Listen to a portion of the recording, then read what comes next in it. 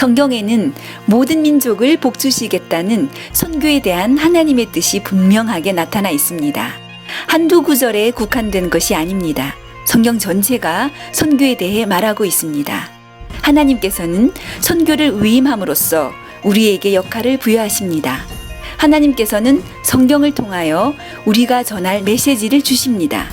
하나님께서는 선교의 모델을 제공하심으로써 우리에게 이런 식으로 하라고 하십니다. 하나님께서는 우리에게 능력을 주심으로써 우리로 하여금 할 수 있게 하십니다. 하나님은 성경을 통해서 그렇게 하십니다. 성경에 의하면 우리가 믿는 하나님은 선교하시는 분이십니다. 그런데 하나님은 모든 민족을 복주시겠다는 당신의 뜻을 우리에게 어떻게 알리셨습니까? 하나님께서는 명령하시기 이전에 약속하셨습니다. 하나님께서는 우리에게 명령하시고 그 책임을 우리에게만 지우지 않으셨습니다.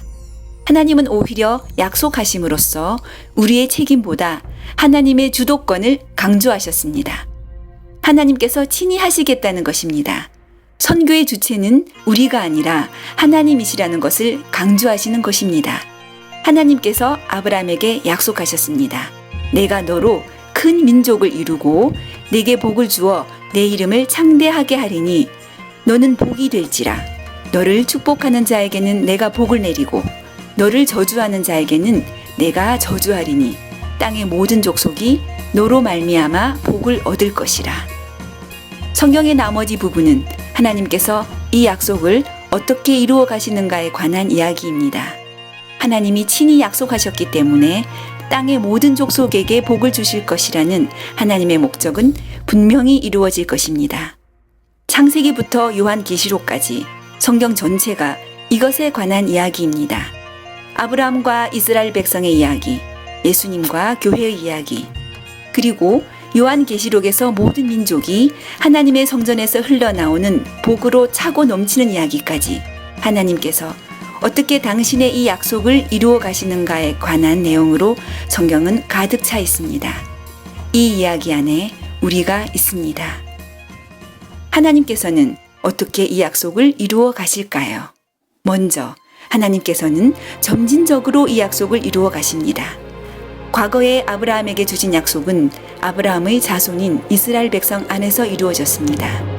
구약 전체를 통하여 하나님께서는 순종하는 모든 하나님의 백성에게 풍성한 복을 허락하셨습니다. 또한 이 약속은 현재적으로 예수님과 예수님의 교회 안에서 이루어져 갑니다. 우리는 예수님을 믿음으로 아브라함의 영적인 자손이 되어서 하나님이 약속하셨던 하늘에 속한 모든 신령한 복을 우리에게 주십니다. 또한 이 약속은 훗날 하나님이 열방에게 허락하실 새 하늘과 새 땅에서 궁극적으로 이루어질 것입니다. 아무라도 능히 셀 수 없는 무리가 하나님 안에서 영원한 복을 누리게 될 것입니다. 이러한 하나님의 목적이 이루어지면 결과적으로 어떤 일이 일어날까요? 먼저 하나님의 목적이 이루어져 감에 따라서 모든 민족이 하나님을 예배하고 그 예배를 통해 하나님께서는 영광을 받으십니다. 그러므로 선교는 하나님을 위한 것입니다. 그리고 하나님의 목적이 이루어져 감에 따라서 악의 세력은 물러가고 결국 사탄은 멸망할 것입니다.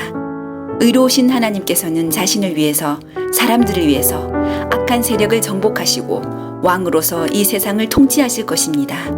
또한 하나님의 목적이 이루어져 감에 따라서 세상의 모든 사람이 구원의 복을 받게 됩니다. 그러므로 선교는 인류를 위한 것입니다. 여기에 단 하나의 목적이 있습니다. 전지전능하신 우리 하나님의 목적입니다. 그 목적은 하나님께서 영광을 받으시는 것입니다. 이 목적을 위해 하나님께서는 이중의 전략을 구사하십니다. 한편으로는 사탄의 나라와 전쟁하여 어둠의 세력을 꺾으시고 사탄의 모든 세력을 멸하십니다.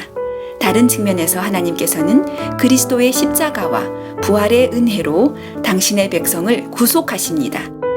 단 하나의 목적을 위한 하나님의 이중적 전략, 이것이 하나님이 기획하신 하나님 나라의 프로그램입니다. 하나님께서 그리시는 이 거대한 하나님의 설계도에서 여러분은 어디에 있습니까? 모든 열방을 복주시기를 원하는 성경의 이 위대한 이야기에서 여러분의 배역은 무엇입니까? 인생에서 중요한 것은 속도가 아니라 방향이라는 말이 있습니다. 여러분은 하나님과 같은 방향을 바라보고 계십니까?